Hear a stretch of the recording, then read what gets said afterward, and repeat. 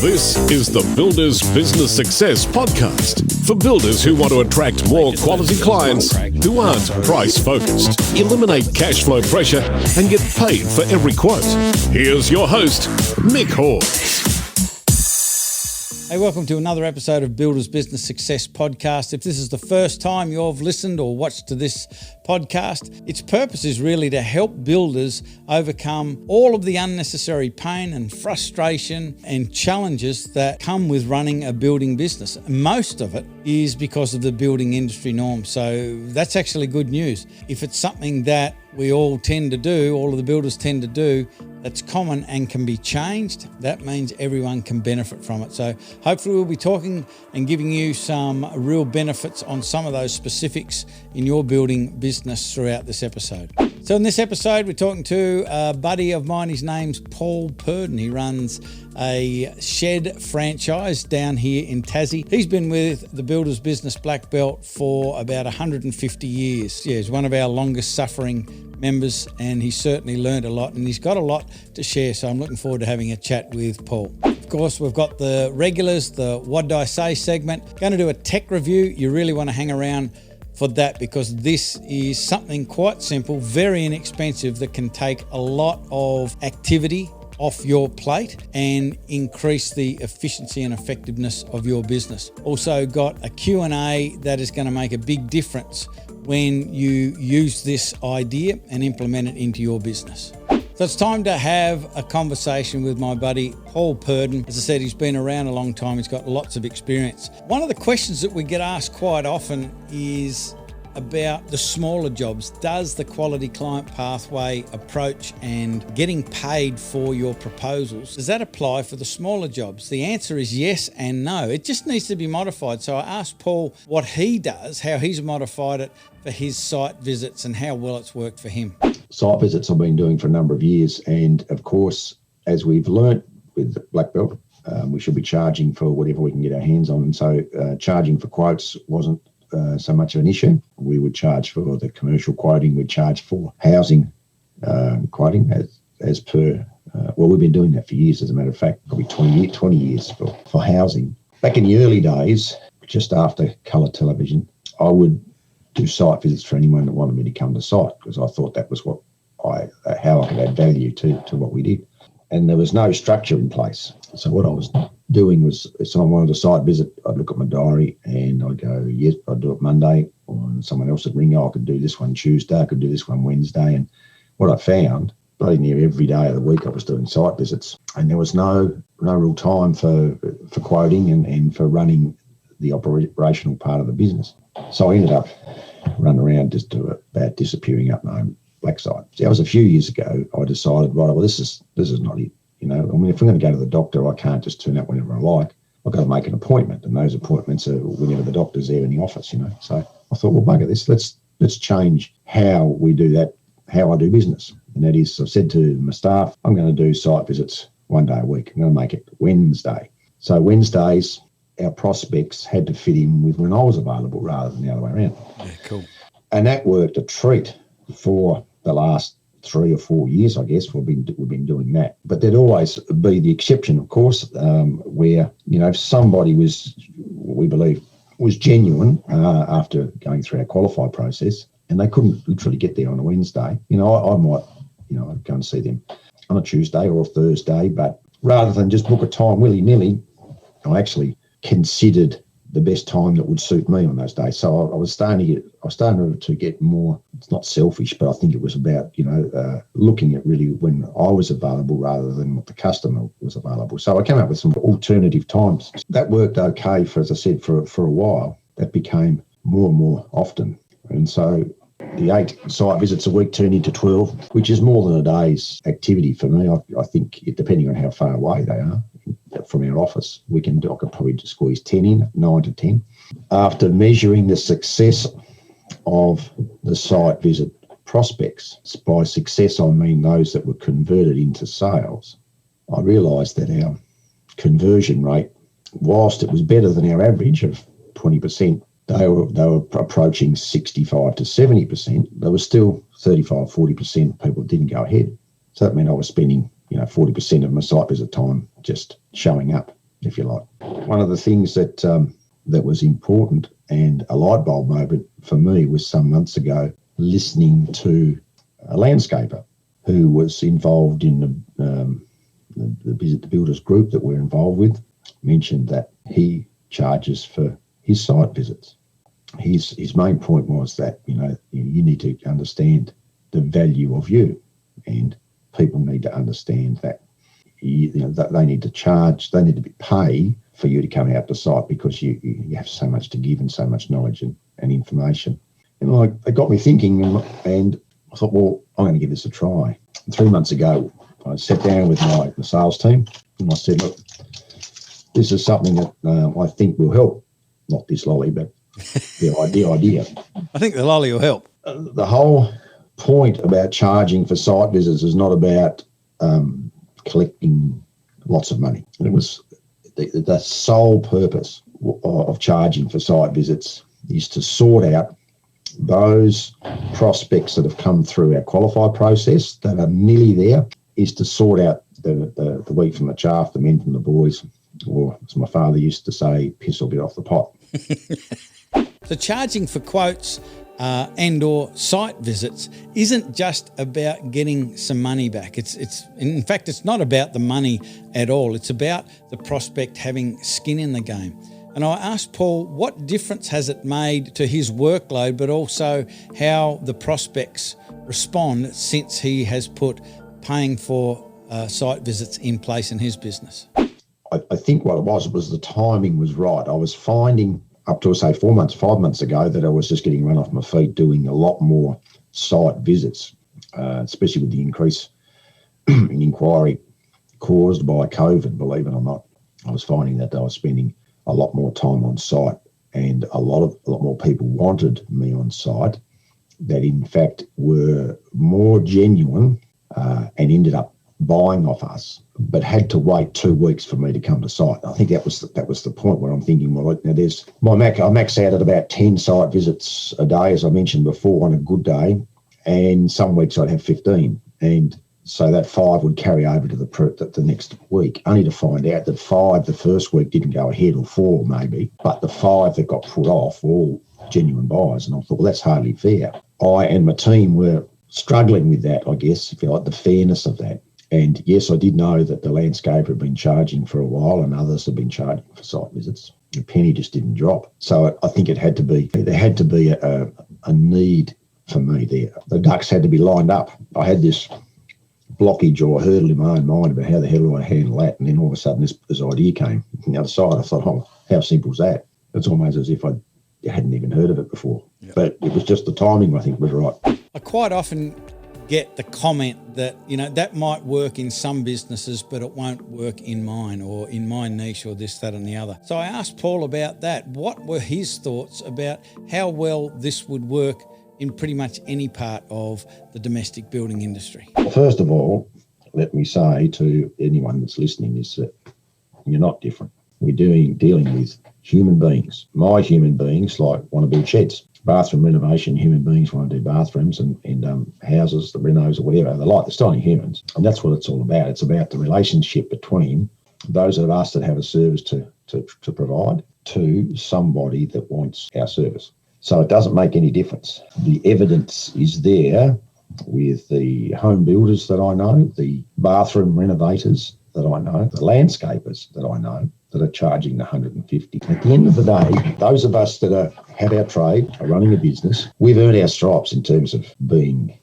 an accomplished builder, landscaper, whatever the qualification is. We've done our time. We're employing staff. We've got our backside on the line, including our reputation. We have a lot to give, and there is value, real value in having us. I'm just saying us as in anyone in the building industry that has a good reputation. We have value, and those of us that aspire to the builder's business black belt, we learn how to. Well, first of all, I think those of us that are members of your group, we all come to your group with a genuine need to be of service to people, be of service to others, and give good service, are trustworthy, and genuinely want to help people. Anyone that says I can't charge $150 for a site visit I'm happy to take a call, come and see you after I've got rid of my COVID, and you can tell me to my face why you believe you can't, and I'll prove to you that you can. I know you do it, Nick. I know you can too, but you can. The time to start charging is now. The next phone call you get. So I asked Paul, what other benefits come from charging for site visits? Because we really want to understand that it's not about getting the money. It has a bunch of other benefits, some of which is just reducing your workload and the amount of people that you talk to that end up being tie kickers. So how does charging for a site visit help you in that space? Okay, so here's a bathroom. Well, here's a builder that believes he loves to build houses. He likes building renovations, but he's technically oversubscribed by prospects that want him to do bathroom renovations. So quite by accident, I think he stumbled across a great niche where he's very good at these bathroom renovations. And every day he's fielding calls. I think he can handle one a week, and I think he's getting 5 calls a week to do bathroom renovations because he's built up a reputation of being exceptional. So without doing a lot of advertising, it's like, I can't say it on this show, but I believe that, you can edit this out, I think he's been kissed on the knob by a fairy. That's got to stay in. I'll let you edit it out however you want. So he didn't realise it. All he was worried, all he could see was he was under so much pressure. I'm under so much pressure. I've got all these inquiries. I'm oversubscribed. What do I do? Well, it's quite simple, mate. You just charge $150. Stop going out to site for nothing. Stop doing it. Oh, yeah, well, I've thought about it. I don't know what to say. Or I'm embarrassed. And I said, well, mate, we went through the value you put on yourself, Matt. Qualified trader, you run a business. You're very good at what you do. Your reputation is coming, it speaks volumes by the fact you're getting 3 to 5 inquiries a week. So already people know about you as the bathroom king. So guess what? The reason I charge $150 is because I am the bathroom king. And you don't have to put yourself up on a pedestal, but you turn up on time. You have a fully itemised quotation. You spend an hour or 2 hours on site with somebody to really get an understanding of what it is they want. You give them ideas. You get back to them in a timely fashion. And once you've done your quote is your quote. There isn't any variations. And he said, I do that already. I said, exactly. So nothing will change, mate, except you're charging $150. And when out of those 5 phone calls, 1, maybe 2 might go, so I'm not going to pay you $150. Fantastic. Not a problem at all. There's other bathroom renovators down the road or in your area. Give them their card. They do free quotes. Off you go. So you be polite. And you've got 3 out of that 5. Yeah, would 3 a week be more than you can handle? Yeah, it is. I said, well, okay. So you're in a great position. You get 3 jobs a week. You might say you might lose one of those because, it's gone past their budget. And that's a genuine thing that can happen. But I mean, you've still got double the amount of future work that you can handle. And what an enviable position that is to be in. And now you can start managing and growing your business accordingly. So it took about 3 or 4 weeks for him to build up the courage. So I think it happened this week sometime. He charged his first one because I did put a little bit of pressure on him, as you said earlier. And I said I would because I know how successful at charging at $150 is. So anyway, he did it. I think the outcome was that I don't believe this person's going to pay it. Oh, no, was it? I can't remember now because I think it was one other black belt member that went to charge too. The message I got after you put a rocket up him, the very next call was the conversation about the site visit, and he texted me immediately. It was only half an hour afterwards, and he said the money's in the bank. Yeah. No, he rang me to tell me that too. So you're right. So there was another one of the members that was Andrea. She charged for her, and then the lady said no, thank you. Yeah, which was fine. Which is just fine. Dodge a bullet. I hope you get better soon. Thank you for not spreading your germs through the digital connection. That's fine. and sharing your expertise and knowledge and putting the time aside, even though you were sitting at home because everyone at work told you to go away. I did. I've been home for 2 days now, and I guess I better go and do the vacuuming or something for a while. But how good is it to have people in your team that, I mean, everything's still ticking along perfectly without you? Yeah, it is, and it's that's another subject or topic for another day, talking about team. But I've got a great team, and once they'd sent me home, I wasn't coming in yesterday, which is traditionally my site visit day. My PA said, "It's not a problem, Paul. You rest. I will take care of it." How good's that? It's fantastic. We've had the cameras rolling just in case Mick said something worthwhile. Great news. It happened this week. So let's check out this week's What'd I Say? We're talking to builders and all that sort of thing, that they tend to get sucked into the business. They kind of know what they should be doing. Quite often they're not actually doing it because they give the working in the business priority to working on the business. Having experienced what you've experienced and turning multi-million and billion-dollar businesses around and all of that sort of stuff, what do you suggest?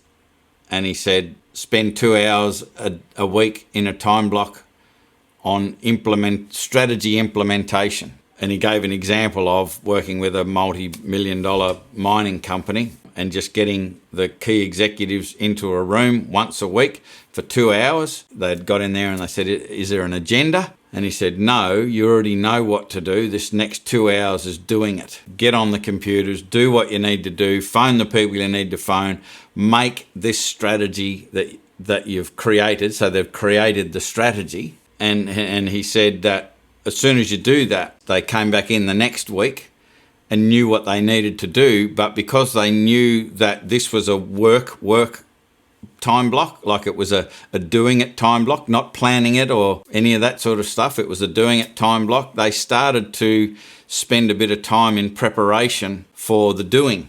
So when they were in that 2 hours of doing, it became really, really effective. So in effect, after a short time, they were putting 4 hours per week. So they're doing 2 hours preparation for the doing section, and then they were doing it.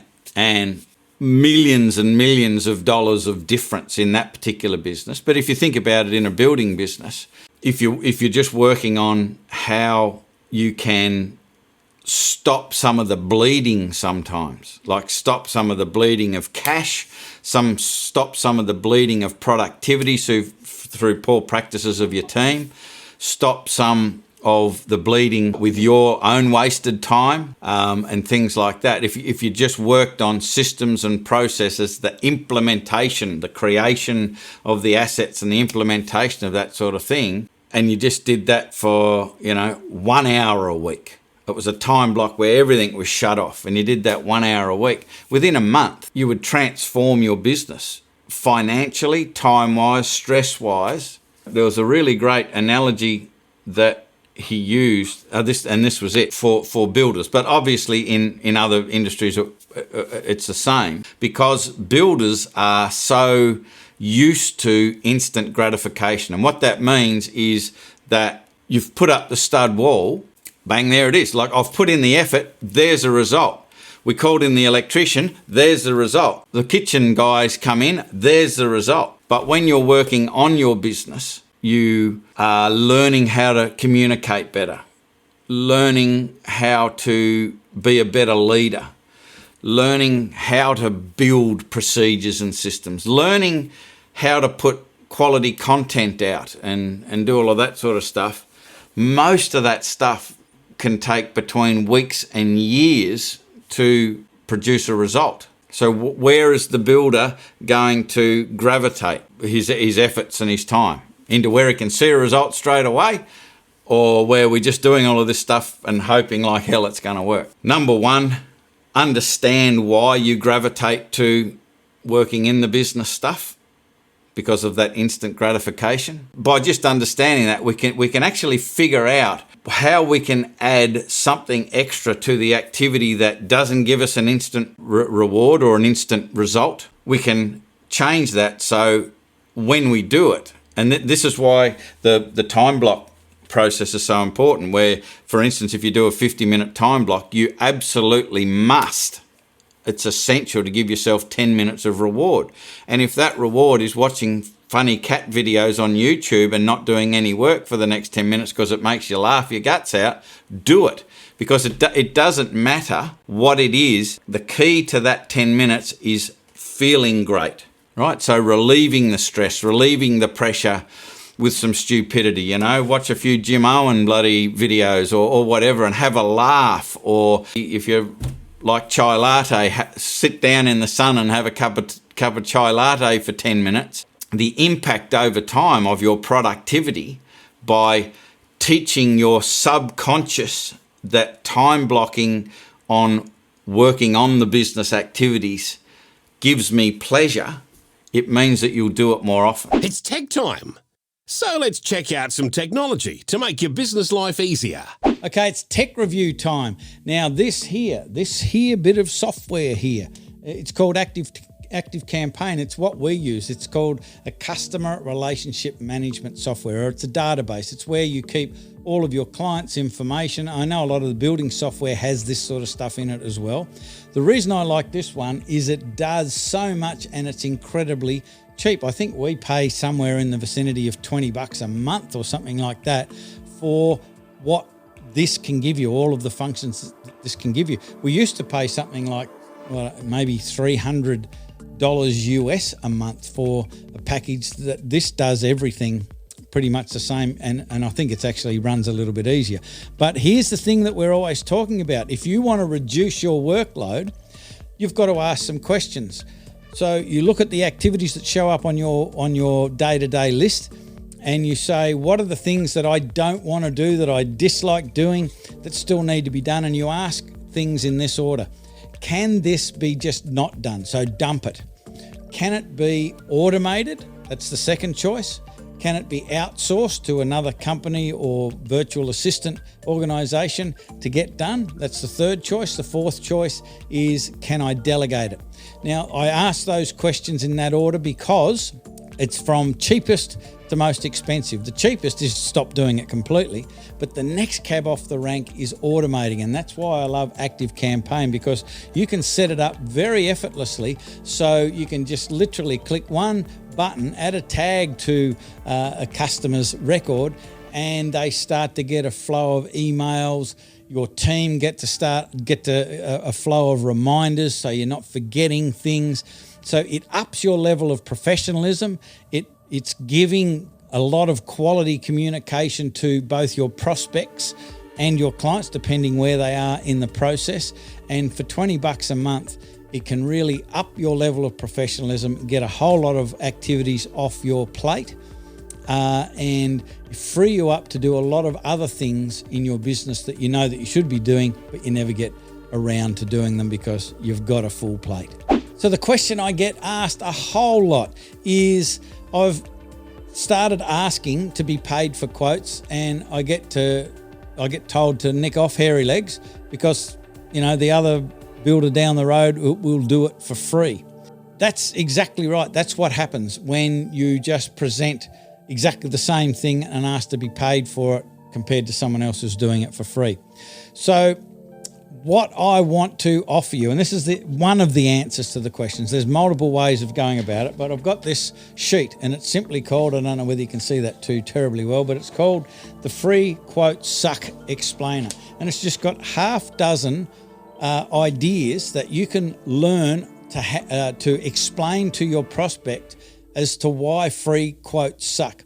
And it is all to the detriment of the client or the prospect, as if they go down that free quote track, they are opening themselves up for a lot of problems, and this helps you to explain it. It talks about how free quotes end up costing clients more in the long run, so there's something you can do about that. It talks about getting rid of those nasty surprises of variations and things that weren't accounted for or weren't considered when the quote was done. It talks about there's no such thing as free, and there isn't. There absolutely isn't anything that can be valuable that is free, and there's a bunch of others on there as well. So If you want a copy of that, all you need to do is reach out to me, mick@buildersbusinessblackbelt.com.au. Just mention you want a copy of the free quote suck explainer sheet. I'll email you out one. And if you've got any questions about how to apply it into your business, at least we'll be in contact and I can help you answer those questions. So what's the takeaway from this episode? For mine, it is always making sure that before you take any action, such as going out to a site or putting pen to paper and starting to access other trades to put quotes together, that you get paid for it.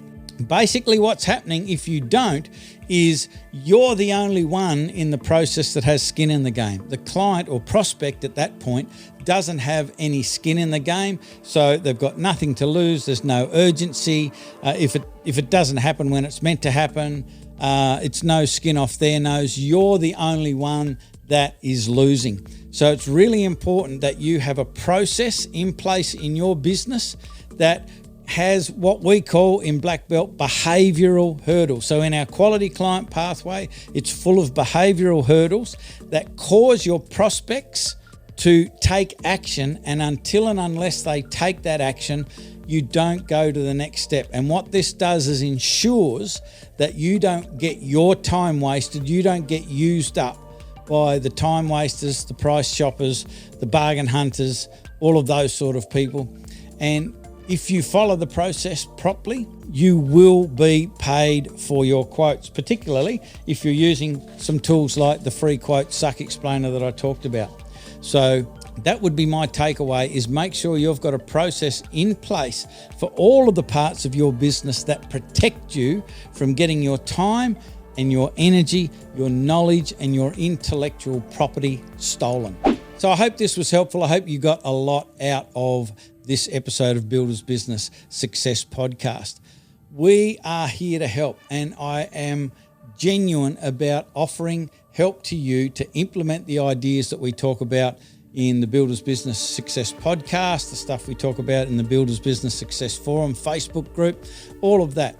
And if you are an established builder, and I'm saying this because there's only so much that I can help the new guy with. If you're solo, just getting started, thinking about getting started, the best thing I can offer you is consume a whole lot more of these episodes of the podcast, jump into the Facebook group, ask questions there. But if you're an established builder, if you've been around for a while, if you've got a small team, the amount that we can help you improve in a really short amount of time is absolutely massive. In fact, I just got off a Zoom call with a bunch of people who have gone through a program we called the Blueprint to Blackbelt program. We had 5 people on it. They all went through the program. It's a 12-week program. They all went through it together, and they're all talking about how not only had their business changed, but their life had changed. Their business had transformed in just 15 to 20 weeks. Now, 15 to 20 weeks will go in the blink of an eye. In fact, the Blueprint program only goes for 12 weeks. But what my point is if you are an established builder, you're reasonably open-minded to doing things a little different, and you're prepared to back yourself, I can help you change things in your business really, really quickly. And these guys were talking about how that had happened for them. It can happen for you too. All we need to do is jump on a call, find out where you are, where you want to go, what's in the way, so we know what we've got to work with and we can point you in the right direction. So if that's something you want to do, and there's absolutely no obligation for anything, it's just a conversation. All you need to do is hit the button underneath this video, or you can navigate to buildersbusinessblackbelt.com.au, and there's schedule a call buttons all over the place. It'll take you to a form. Tell us a little bit about your business, book a call, and we'll be on the phone to you before you know it, pointing you in the right direction. So again, I hope this episode was full of value for you, and there'll be another episode of Builders Business Success Podcast out before you know it. So I'm Mick Hawes from Builders Business Blackbelt. That is it for this episode. Bye for now. Okay, that's the podcast. If you have a question or want to know how Mick can help with your building business, email your request to mick@buildersbusinessblackbelt.com.au. Do it now.